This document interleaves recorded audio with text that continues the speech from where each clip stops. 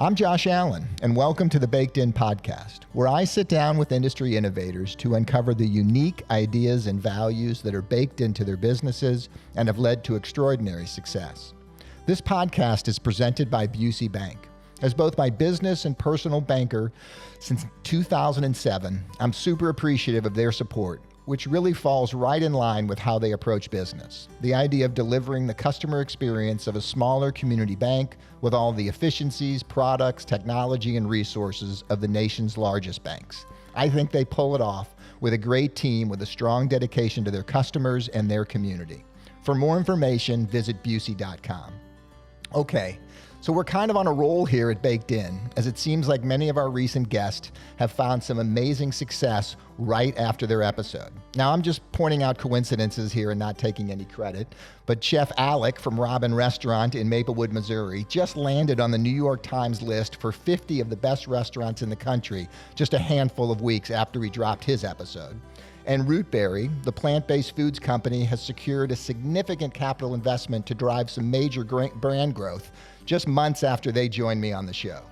And today's guest, Katie Lee from Katie's Pizza and Pasta, has been on an absolute heater since she was guest number 2 back in 2023, culminating with this week's announcements that her frozen pizza line is now available in 1,800 Target stores. The perfect time to get her back on the pod and find out just how in the heck she managed to do that with a small team of dedicated bakers. Plus how she's building an incredible team of talented chefs and food professionals, many of which she's attracted from outside of St. Louis. All the while filming a documentary on the Target launch, building new restaurants, and doing her best to be a mom and stay grounded. So cool to give her a few minutes to share a little long-form decompression from all that's happening. Let's go. All right, so it's been 2.5 years since we sat down and did this, and a lot has changed. Yes. But I don't know how we scheduled this, I think 6 weeks ago or something. Yeah. So I had no idea. Well, I did. You did? I did. Well, that's pretty cool. I had no idea that we were doing the Target launch this week.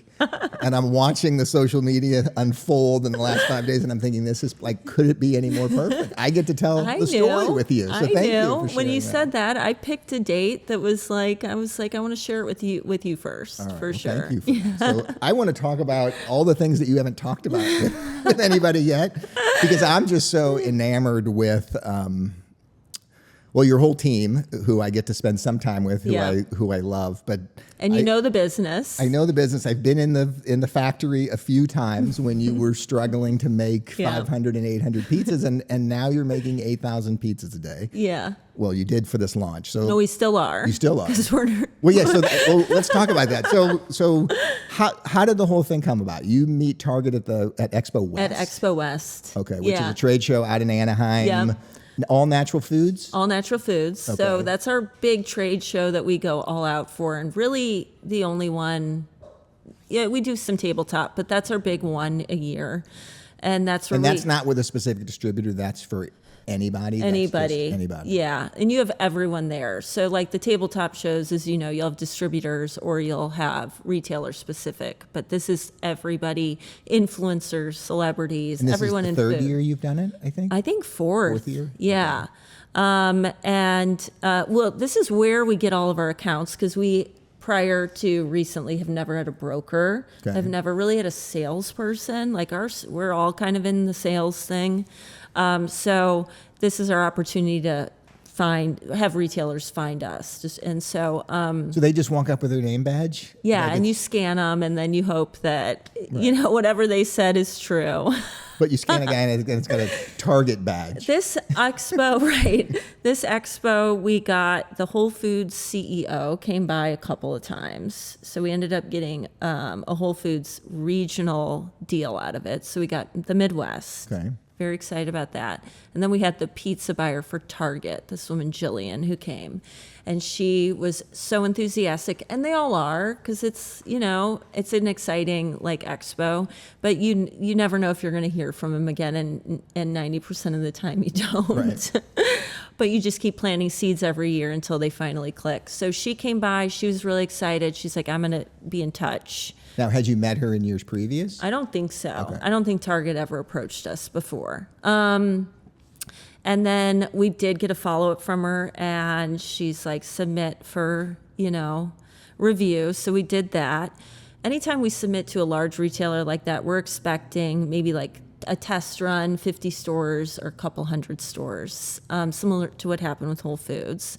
So we do that, and she's like, you've made it to come up to Minneapolis. So we go up to Minneapolis, and that was in April. Still not expecting more than a regional opportunity. No, but calculating, hoping that we would get a regional deal, so maybe like 300. So we're calculating, what we need to do to be able to do that. I just, as the leader, calculated the whole shebang as well on the way up. Like, could we do it if they asked? I calculated that number based on what I do for small specialty in the regular aisle. Sure. So I don't think people always realize, and it's been the most surprising thing for us, is like the number of stores. It doesn't necessarily mean it's going to be a huge number of loaves of bread or pizza, because there's just so many other products. So many other products. So they'll give you a very small portion of the shelf. And so I was calculating on that. So I calculate that, and I'm like, I think we could do the whole thing if they ask. They're not going to. So what do you think at the time? What's that number in your head? That initial calculation? 100,000 pizzas for the launch order. For the launch of like the entire 1,800 stores. 1,800 stores. I'm like, if we, doing the math, I think we can do that. Let's say yes if they ask. So we get there. And at the time, you're making 1,000 pizzas a day, right? I think that's the last number that. Yep. Exactly. Yeah, up until target, 1,000, sometimes 1,500 a day. So we get up there. They're so enthusiastic. They're like, have you ever done an exclusive? I talk about my exclusive with Greg Dierberg and how, like, I love to do them if they're right, because you get the retailer really supporting you. So we talk about that. They love that answer. And then we talk about, can you do all stores? I say yes. Now, you don't strike me as someone that has said no anywhere along this journey anyway. But I will say, I will finesse it but never say no. But I say yes. They are like, phase 1, we'd like to have you in all stores. Phase 2, let's talk about sauce and everything else. So I'm just blown away, right? I call everyone immediately. We got Target. I think we got. How aggressive were they on your standard pricing? Like, did you have to do that? That wasn't a concern at all. Not, and that's why I said yes. So, because it is very expensive to make these pizzas. They're hand stretched. Sure. They're wood fired. We don't have automation. We're using burrata. We're using black garlic. So that's the price. It was like a love fest. And so I called and I said, we got Target. I think we got them all. And we all calculated, I think we can make 100. I think it was like 120,000 pizzas. We got to start today. You think it's 90-day lead time is what you think they're going to give you for this opening order? It was no, I didn't understand a couple of things. I thought it was much longer than that, because they said, we're going to bring you on in September for back to school. So I thought we have until September. I didn't understand that to distribute to that many stores, you have to send all the pizzas way, way, way before. Right. So 2 things were messed up. My calculation on how many pizzas I was going to make and the time that we had to make them. So when did they drop the 400,000 number on you? 96 days before. So it was like May. We had to get a broker. They're like, you don't understand, you have to have a broker to navigate this. So they gave us many options. So it wasn't like they were forcing us into, we interviewed them all. We picked our broker. He starts communicating with Jillian, and he calls us and he's like, so it's an end cap. An end cap is, twice the size of the inline freezer, and it's all dedicated to you. So I had miscalculated by a lot. So it turns out we had to make 400,000 pizzas, and we had to get them there by the first week of August. So when we figured all of this out, we had 96 days. So we all sat down and realized we'd fucked up. And for those that don't know, I mean, you're in less than 10,000 square feet. Yes. Correct, right? You have no freezer other than something that I believe you dropped That we into would the use- parking lot. Well, we didn't even have the park. Did we have the parking lot one? We had one of the parking lot ones then. But inside we had a freezer that you would use like in a restaurant, you know? So, and we have 20 people that work for us at the time. So we had, we all sat down, we're like, how will we get this done? What are the things we need to do? So we've obviously got to get more equipment, more freezer space, but we don't have a ton of space. So we had to park a bunch of, freezer trucks outside, rent those. Right. Not the most efficient way to freeze No. bread. Those stay on all night. And then we've got to hire, 80 more people. 80 more. Yeah, we ended up, I think, a little over 100 people. Because you were running one shift 5 days a week before One shift, that? 5 days a week. They came in at 6. They left at like 2 or 3. And now are you 24 Now are hours, we- 7 days a week? We are 6. Well, we're 7 days a week. 1 day is dedicated to prep, but we're 6 days a week, morning till night. But then you've got to we're under USDA inspection.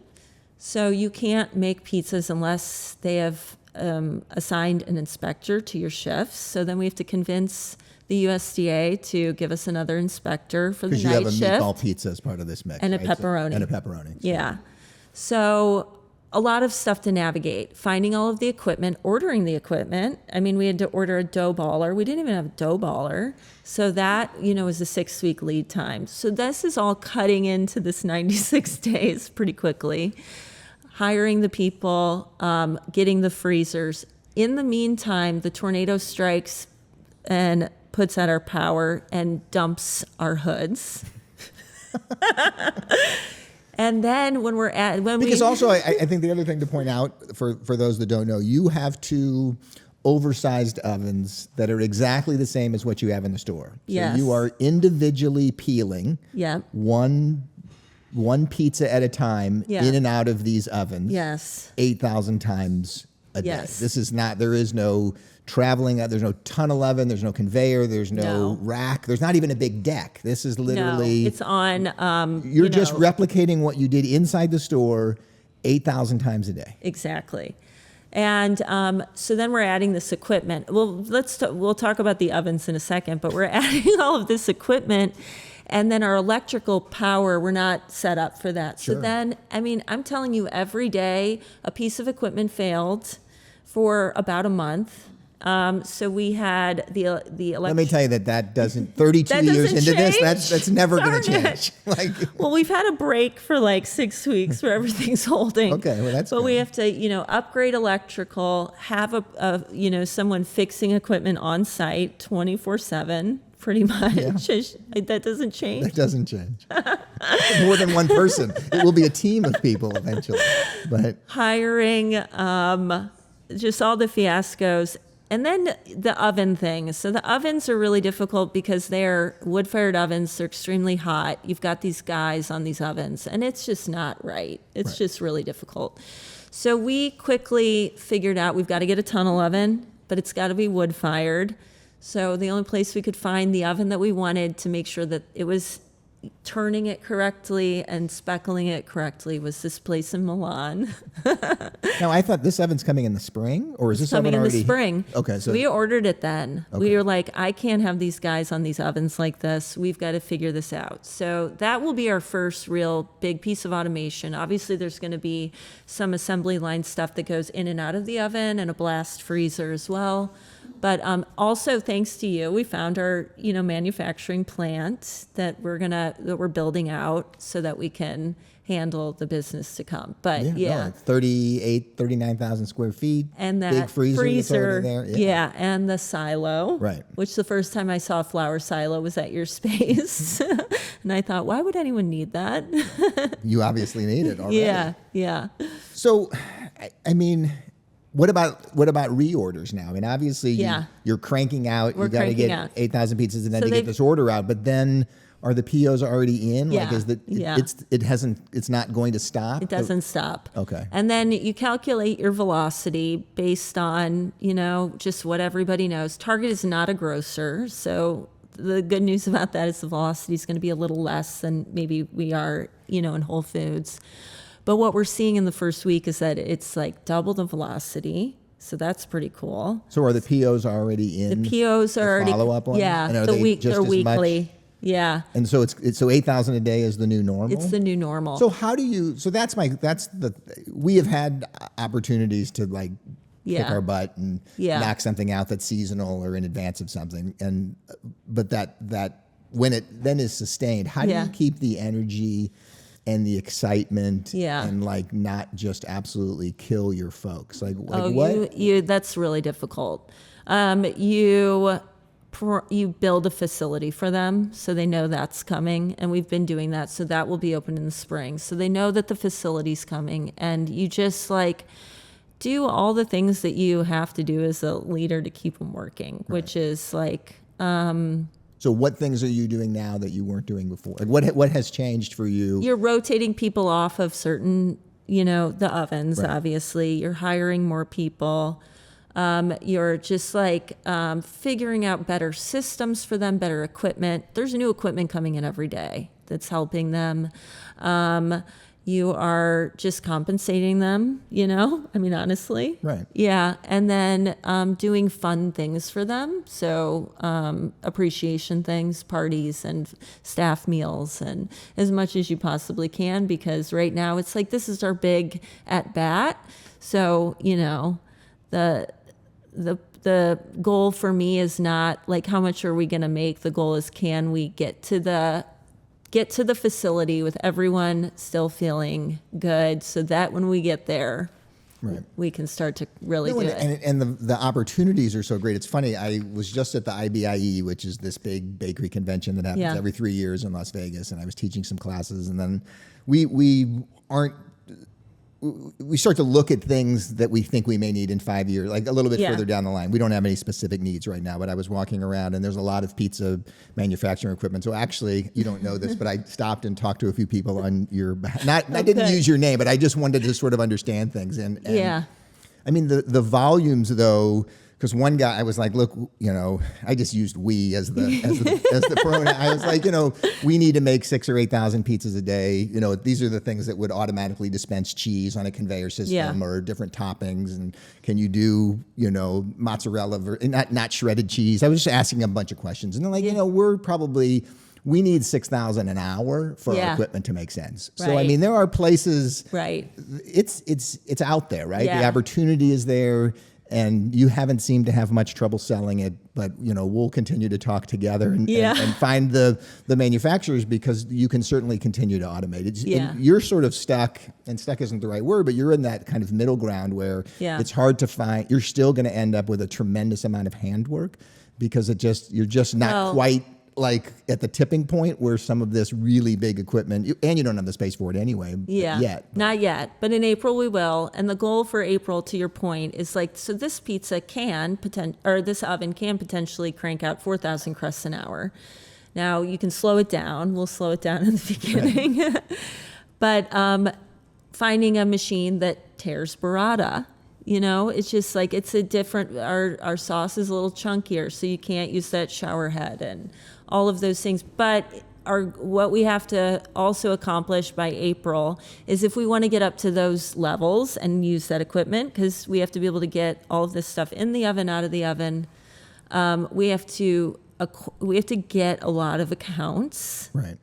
How is it going at Whole Foods? So now you've been in that regional. Is that program going well? Going really well. Yeah. So are there opportunities with them to expand beyond the region? It's been about 3 or 4 weeks. Okay. Yeah. So they're going to probably want to see like 3 or 4 months of these velocities, and then we'll expand there. We have opportunities with a lot of other big retailers. So we have to time it all for the facility, and we can't sell any more pizza until then, but we have to get the accounts excited and ready for April. And you had announced the Walmart, the golden ticket Yeah. that you had gotten from Walmart, which is sort of being selected, but that really hasn't started yet? Is that? We have to be ready for that deal. Oh no, I'm sure. Yeah. And So you're in that Target phase. it's like not a better, it's just the stepping stone to be able to get to there. Right. Yeah. So we have the ticket, and we'll We'll cash it in. Oh, you don't have to. There's no deadline to cash it in. No. I mean, I'm assuming they're a little more aggressive about pricing. Yeah, very. Yeah, So that's why we got to be ready for Walmart. Yeah. And you have to decide if you want to be ready for Walmart. Yeah. You know, I mean, obviously exactly. it depends on how Target goes and some of these other retailers. But Yeah. I mean, Costco's obviously on my list and all of those things. And there's a ton of specialties still out there. Right. Yeah. And I mean, you have, if we look at your business, we've got the frozen piece, which is obviously growing. Yes. Since you were on last, you've opened Ballpark Village. You have Crestwood coming in November. Yes. You're moving Rock Hill Yes. to a much bigger space. As you look at your organization from the top, where's is the opportunity in both equally? How do you sort of divide your energy as you move We also forward? have this sauce line and this pasta line. Right. So that's being sold right now pretty heavily, and that will be saturating the market soon. So And that's knock on wood, you have a co-packer for that. Yes. So you're not making all that sauce and all that pasta. No. Yes. And it's terrific stuff, My by the way. pasta's from Like Bari, Italy, so went there. My olive oil's from Liguria. My balsamics from Modena. Those are all getting sold in retailers and doing great. And then the sauce is out of Chicago. Okay. Yeah. I haven't seen. You have olive oil and balsam? I didn't see Oh my that. God, yeah. Okay. Didn't bring you. Where are those for? Is that selling Deerberg's, at Deerberg's with and the then sauces? Whole Foods is going to carry it. So, Okay. yeah. So where do I see the opportunity? Like obviously. I mean, how do you divide your own time? Oh, it depends on the moment. Like right now, obviously heavy CPG. Right. And then we just launched. We maybe get a little bit of a break. I'm going to go focus on Crestwood. But throughout the whole experience, I'm paying attention and in the restaurants and doing manager meetings and doing architect meetings and doing it all. But I have a great team, so I rely on them Right. heavily. And we're going to talk about that in a minute. But as you think of But it just cycles in and out. I mean, I think I am part of both. Now, do I expect? And a lot of my team does that. We just take it each day. What's the most important? What's the critical thing? Sure. Put our energy towards that, and then. But sometimes sometimes the weakest link is where you have to put your attention, but also that isn't necessarily the most critical thing, but it's just happening and it's right in front of you. I mean, there's also this whole idea thing. There's this whole idea of your own brand too, though, right? Like the Katie Lee brand. Yes. I mean, you are on pace to be the next Martha Stewart. A couple of things on that, yes, and that is critical to the success because I have unfortunately positioned myself as the thing. Right. So there's a lot of energy focused on how do we do this, and we're going to do it our way. Do you regret that? We'll see. Okay. I mean, you say that because we'll see. you have put your name on everything. I mean, I do have a daughter, and I want to spend a lot of time with her. Right. So there's going to be absolutely moments that I regret it. Right. Because the challenge with Katie's Pizza is that when you demo, they expect Katie. I have to go do a demo Friday and then do a demo on the 4th and and then when the book is launched, I'll have to do that. And the book? We got a book coming? Yeah. But one of the bigger challenges is so Target gives us the challenge of you have to make these pizzas by this deadline. But what we didn't realize is you also have to become a nationally recognized brand in order to support a national launch. And do they put all the onus on you to do that? No, not all, but it's a tier 1 launch, meaning like their CMO, their VP, all of their people from all departments are involved. So that was helpful. They did, but no. All of our campaigns you've seen some of it with the teasers, right? But the actual campaigns we had to build and create all of it in time for this launch. Strategize the paid side of it. And that's all your investment, or does Target support that? No, it's all mine. It's all yours. So I did a kind of an orthodox thing, which was built the team within. So I hired a creative director. I hired a CMO from, a space that he's kind of a disruptor as well. Hired, the documentary film crew, we have, everything is in-house. All of our creative is in-house. Okay. We have a composer who did all of the music. So we had to build all of that from within rather than get a firm. We tried firms. It just didn't feel like we were getting enough, first of all, attention for the pace that we need to go. And we just want to be able to, coming from art, my mother's an artist and wanted to be able to control all of that. So what are the deliverables for you for a national campaign? Is that television commercials? It's yes, it's all of that. It's everything. It's everything. Print TV, social media. It's a whole incredibly complex deliverable with all different sizes and all different times of how long everything's going to be. And so everything's cut a million different ways. Right. And then it'll start next week, but you'll get to see all of that. And it's amazing. Yeah. And obviously you are you're in the kitchen. That's where you started, right? Yeah. So it's easy to, it's not easy, but making 400,000 pizzas is probably easier. It is easier than building the media campaign. So how much internal battle did you have between like the energy that you wanted to give your team in support of making the pizzas versus the requirement as Katie to launch and build and get all that stuff ready to go? Spread pretty thin. Yeah, spread pretty thin. But I don't know, did you enjoy it? I have I'm a glutton for punishment for sure. So I think I did enjoy the challenge quite a bit, but there were absolutely moments where I was spread very thin and ready to sell as soon as possible. But those are brief. They're very brief. And then you start to figure out, okay, I've got to just personally take care of myself in a new way now. So you saw you almost have to become like an athlete. You have to take care of your body and your brain and protect your time and protect your space and meditate and do all the things. While also making a documentary film about the challenge of finding your own time to make. Yeah. We filmed 80 hours of content. So that was very intense. And again, I've got this amazing daughter. So is that film done? Like when will we see that? Yeah, it is. It will be hopefully in a few months. Okay. Yeah. Mm-hmm. Yeah, it's pretty cool. I think we'll see. The editor's great, so it's all about the editor. But I also think that the authenticity of what you do is such a critical piece of your brand, and so. What a perfect way to invite folks in. No different than how much excitement there seemed to be just in the last 5 days with the little teasers of this is what's happening and this is what you're doing. And it's sort of the little gal, makes good and takes a big swing. And I think, and St. Louis especially, they're so supportive. St. Louis as a community is so supportive and so proud of you and what you're doing. That's it is. It's amazing. And it's like we all, I think, feel that underdog thing, just being St. Louisans. So we're going to take a break for a second. I want to talk a little bit more about the restaurants, and then I want to talk about the Chefs Collective and really answer the question that the whole world wants to. Do they get along? Well, my question is how do you get these incredibly talented people to come to St. Louis? And I think all of St. Louis needs to know how to do this because you more than anybody are bringing national caliber talent here, and we all need it. And I think it's great. So cool. Okay.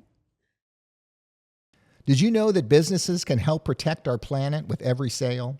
That's the idea behind 1% for the Planet, a global movement where companies pledge 1% of their top-line revenue to environmental causes. Since 2002, members have given nearly $700 million to nonprofits tackling critical issues like climate change, conservation, and food insecurity. At Companion Baking, we're proud to be a part of this mission in 2025. We're contributing through local partnerships, like donating $50,000 in baked goods to the St. Louis Area Food Bank and supporting regenerative agriculture through our partnership with ADM. Learn more about how 1% for the Planet is driving change at 1%fortheplanet.org. So kind of jumping back in a little bit into the restaurants and away from the CPG for a minute. Ballpark Village is, where are we now, 2 years old? I don't know. Okay. I think it's 3. 3 years old? Maybe it was opening that summer after we talked in 23. So yeah, it was. It so did. obviously Cardinals are having a little bit of a down year. Which Affecting you? You know, what's funny is it's not funny, but they always have. Like the year that we open, hopefully we're not the bad luck, but that was their first, not great year. Right. So we've always had. So you don't know what a good year feels like. I opened my restaurant in 2008 during the recession. So when everyone says had the recession, I was like, I don't know. So it's a similar experience. Right. I don't know, but I'll tell you, like, it is an incredible location, and people never believe me when I say that, but it's our top performing location. Absolutely gorgeous space. I think it's just gorgeous. We do a lot of promotion around it. Like, I obviously am very excited about it, so I'm always down there. The conventions are huge for us. The hockey's huge for us. Baseball's still incredible. And then concerts. And there's like kind of Has soccer helped? Do you feel anything? Oh, soccer. Sorry. Soccer's wild. So it is still a downtown in a city. So there is still a lot going on. Yeah. And we're in a really good location where I think people feel like good there. So. And you have the grill there, so the menu is a little bit expanded. Yeah. Is that grill carrying on to Crestwood? It's carrying on to Crestwood. It'll be in the New Rock Hill. Okay. And then Poor Town and Country, we're just gonna have to figure out something to make sure they have a grill. It'll be difficult. So Town and Country, you're moving to where Momo's was? Rock Hill. Yeah. In that independent, I guess the freestanding building. Twice as large. Huge patio. Okay. But the reason we're moving is we do an incredible business, and we have Waits, and it's, been there for almost 15 years. It's awesome. But the big thing is we can't support our kitchen. We can't support any storage. There's no room for the team. And it's just, again, it's like the oven thing. It's too tough. Yeah. I mean, I think 2.5 years ago when we talked, you mentioned eventually we got to move Rock Hill. We've got to move. We've got to move it. So it's, it sucks because it's a paid off restaurant. No, I've got to Are you getting any value of the infrastructure that was in there, or do you pretty much have to redo the whole thing? I am actually. The hood. Okay. I did not think we were going to be, and the hood's great, and the bathrooms are great, and so yes, there is some stuff. So that's good. So double the number of seats, or just double the number of square footage? Double square footage, but with that patio, double seats. Okay. Yeah. So it'll be. And when will that open? That'll open in the spring. So they're working on the drawings and getting the bids right now, and then we'll crank on that. Right. And Rock Hill's got to be thrilled that you're staying. Oh yeah. Right. Yeah, and the landlord. That's the whole center there. Yeah. So what's anything you want to share about additional restaurants, or? So I have a concept I'm working on. It is a one location concept. It'll be my passion project. It'll be named after Tom and Rolando. So they were both Leos, Ilione, the lion. Nice. And because of my time spent in Florence with my mother. My mother lived there for 10 years in Florence, Italy, when she taught. And I would go back, I'd visit her. But now I go to Florence maybe 4 times a year, and I import. So it'll be a Florentine steakhouse, but we don't have a location. You don't have a location. Okay. We thought we had a location. It didn't pan out. For that space, I'm going to need a really beautiful building because it's going to be very Italian. St. Louis. It'll be city. Okay. Because it's got to be an old building. Yeah. So we're looking for that. And that'll be a place that I can showcase all of these chefs and Chris and my whole team. And we can do something that we all... we get to be extremely creative with Katie's, but this will be super hyper focused on my favorite city and my 2 favorite people. Well, that's a perfect kind of segue to the Chefs Collective. Yeah. So let's talk, because that wasn't really on the radar a few years ago when we talked. Yeah. And obviously, I guess it started, Jake, who's been with you forever, certainly incredibly talented, and he can lead a pack anywhere. So let's not forget about Jake. And I will say that we've brought in some talented people, but they bow down to that guy. They can't even believe how talented he is. So he is the greatest. Right. Yeah. But it started Yeah. kind of launched the idea when Carrie McDowell joined the team, Well, right? yes, and we had Derek on our radar. Here's how it started was when Jake and I opened Rock Hill together, because he was on the opening team. I didn't have a chef, and I wasn't. The restaurant was maybe a little bit too, the menu and everything was going to be a little too difficult for me to also run the front of house. It was too busy. So about 10 days in, it was getting too busy. I was super overwhelmed. 10 days in? 10 days in. I was overwhelmed, and I was not able to attract maybe like the greatest talent back then due to reputation, due to age, due to like it's my first, big thing. And so I looked around. I was having a breakdown. I was so skinny. I wasn't eating. I was having a breakdown. I couldn't do it. I looked around at the team, and there was, I hate to say this, but it was a rough team. And I looked at Jake, and he was like 22 at the time, and he just seemed maybe the most together out of the group. And I pulled him in the office. My mom and I had cried in that office maybe 20 minutes prior. And we collected ourselves. I pulled Jake in and I said, can you be the kitchen manager for this, because I can't, it's just too much. And my favorite line, and I wrote about it in the book, is he said, I need to ask my mom. So he went home, he asked his mom, she said yes, and he came back, he's like, I'll do it. So Jake and I were like these young chefs he was just out of culinary school. He went to like L'École Culinaire, and he got his first job at St. Albans Country Club. So he's working days at St. Albans, nights with us, or vice versa. So very new and green, and I'm green.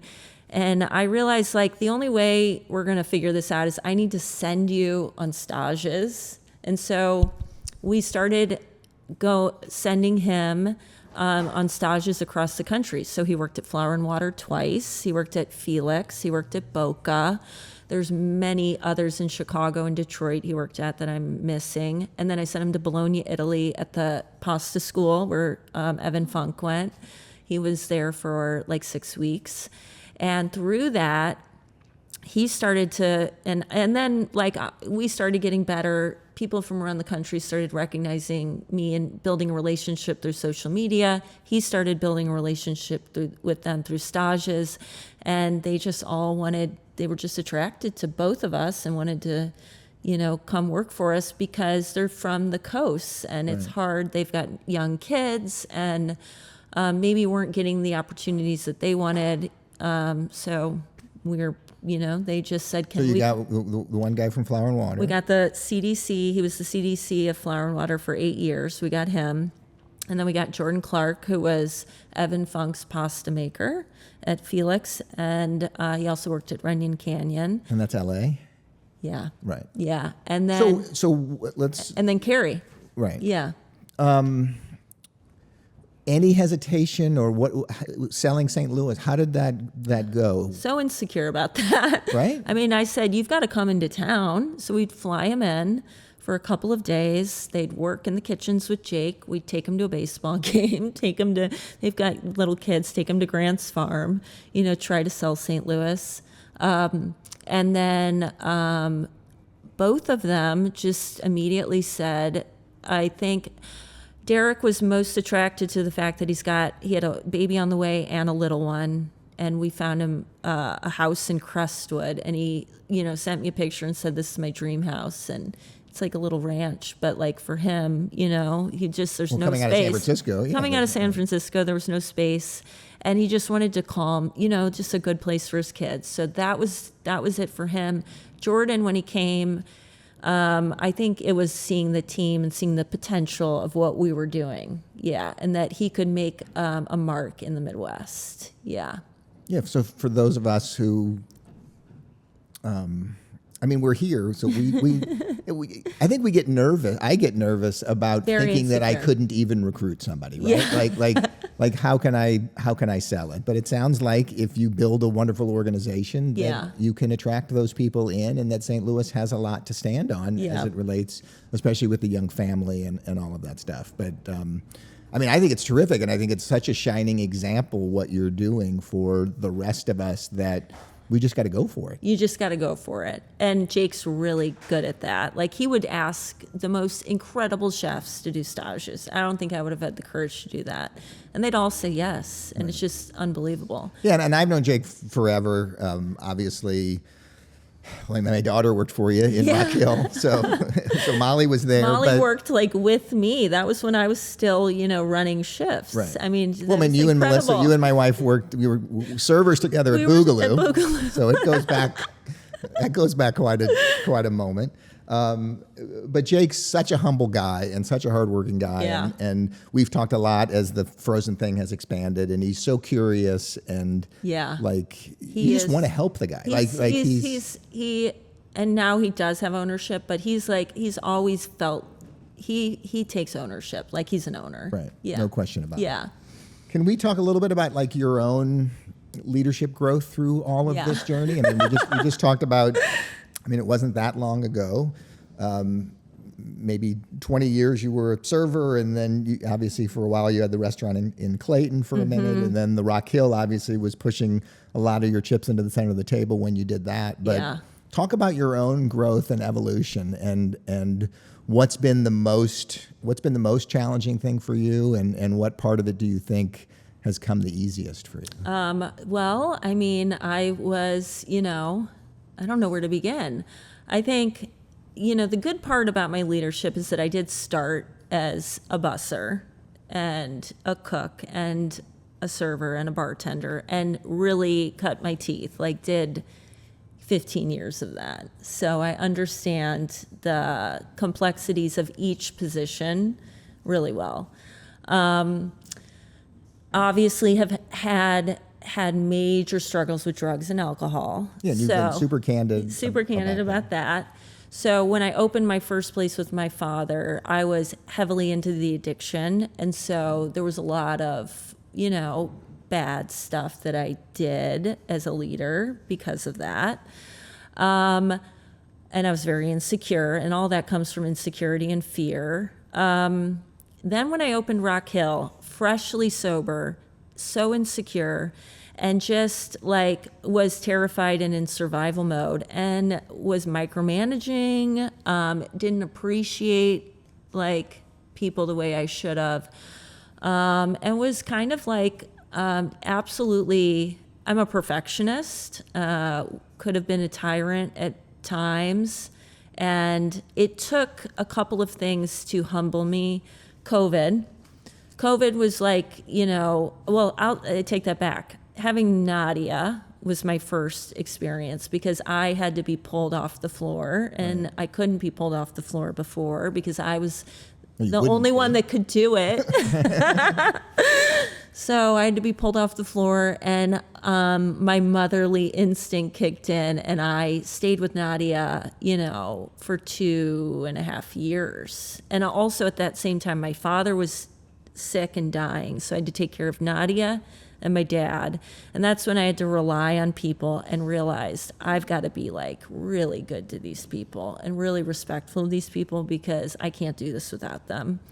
And then when COVID happened, that's when I think I bonded with everyone, and realized how important the people were. Right. Is because we had to do this incredible thing of keeping them all working and keeping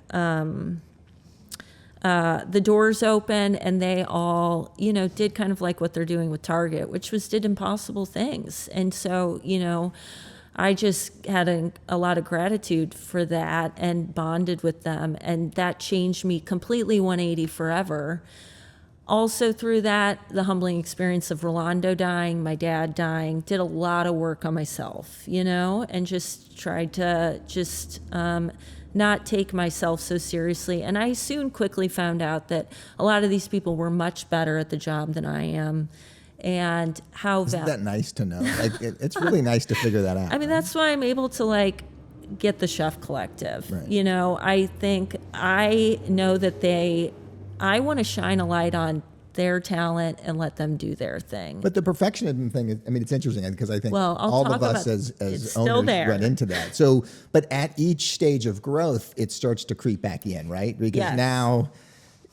now you're so much stress of the 400,000 pizzas and the media campaign, Yeah. and then it was that a challenge in this last handful of months to sort of keep that at bay while you were going through all that? Yeah, for sure. I mean, there's a couple things. I will tell you, I'm still a perfectionist. I am not allowed to run a shift anymore. There's a chain of command. If I've got a problem with something, I go through the 5 people that can handle me, and There's only 5, and then who can dish it back. So I still am a perfectionist, but I've just put systems in place to make sure that I can still get my point across without hurting anybody's feelings. Right. Yeah. I don't think there was ever a moment where during this 96 days where I had to really check myself, luckily. I don't know. I think I've grown a lot, and I knew like how important, again, it was like COVID. It's all about the people. I couldn't have done it without them. So, yeah. Has there been parts of it that have been easier than you expected? Things that you were most fearful of, maybe in the last 3 months, or just in that journey that have come more naturally to you than you expected? I think the people piece, the not like I just know that everything's meant to be much more than I ever did with people passing away. You get that. So I let a lot of shit go now. So I was really good at that during this experience when people would be freaking out over the electric or whatever. I'm like, you guys, it's all going to be good. Right. We're all alive. We're all good. We're going to make it. We're going to figure it out. I'll figure out a way to talk to Target if we can't do it. So I think that's where my growth came in, was like, just chill. It's all going to be okay. Yeah. And that's hard to admit. It's not easy to do. Yeah. Right? And now you've got this thriving frozen business. You've got the restaurant side of it. They're all really proud and excited, and it's cool. What excites you the most about the next 3 to 5 years, like as you look ahead? I think I can visualize and understand the potential. Whereas maybe like a year ago, there were some industry people kind of telling me like, this is where you could end up. And I don't know if I believed that. Now it's very achievable, I think. And so if we're going to be able to do what I think we can do, the potential of what I'm trying to do is bring beautiful ingredients and handcrafted products and make them on a mass scale, which I don't know how many people can do that. So that's going to be the challenge this whole time as we scale, is making sure that we protect that and do something that a lot of people haven't done before. So that'll be the great story. And then seeing the potential of what all of this, it's the Forbes article, the misfits, the ragtag team, becoming executives in a company, starting from dishwashers. It's cool. Yeah. Yeah. Because they're the best. I'll bring in consultants, and they're never as talented as this group. Right. Yeah. And you're going to continue to add to it and continue to build it. And then the pressure is on, as I know you already know, that you build this great team of people, and then you have to grow the business for them. Like, you do. Even if you reach a moment where you're like, this is okay for me. Yeah. It's not okay for the organization that you're building around. 100%. I'm feeling that right now with the Chef Collective. I've got to open Ilioni. I've got to do these things because these are people that need these projects. And they deserve them. And right? they deserve them. So that's like, I am very like compelled to make sure that there's enough work and enough projects for all of them to succeed and realize, their potential. Well, I can't tell you how much I appreciate you in the midst of all of this, spending a few minutes with me. I mean, you've been a great friend for a long time. And Yes. I love you to death. And, love you too. thrilled to death that you spent some time and excited to give you a chance to, in a little bit longer form, tell the story. There's been it's good. 1,000 articles in the last week. I think you did a great job on the PR campaign, but this is a good download for me. I get to download it all and capture it. Well, good. Yeah. We'll have it documented for the film or whatever. Right. But thank you again. Continued good luck. And you Thank you can so call me much. if you need anything. Oh, we will. We're calling you tomorrow. Thanks, Katie. Thank you. Thanks so much for joining me today. I can't tell you how much I've enjoyed sharing these insights from folks I truly admire. Be sure and follow the show in your favorite podcast player to be alerted to newly released episodes. And share a comment if you have any feedback or future contributor recommendations.